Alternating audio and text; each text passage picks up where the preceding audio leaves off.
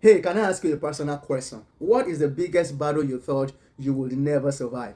Think about it. Maybe there was a season you cried yourself to sleep, a season you thought your life would never remain the same again, a season you wondered if you will ever smile again. But look at you today.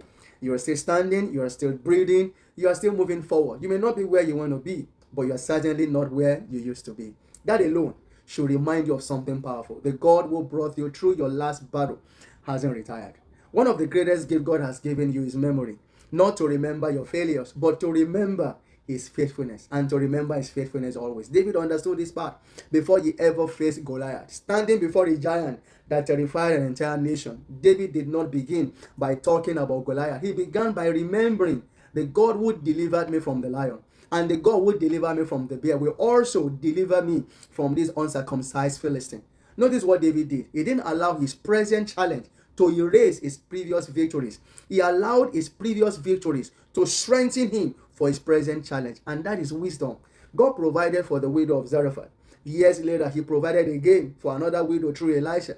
He parted the Red Sea for Moses. Later, he parted the Jordan for Joshua. Then he parted it again for Elijah and again for Elisha. He poured out his spirit at Pentecost, then again in Cornelius' house, then again at Ephesus. Different people, different generation, different circumstances, but guess what? Same God.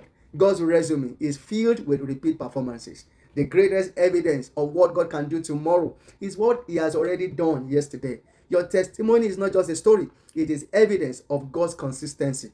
Maybe today you are facing another mountain, another delay, another financial challenge, another doctor's report, another family struggle, and you are wondering, can God really help me again? Hear me carefully. If God could sustain you through your last storm, he hasn't lost his ability in this one.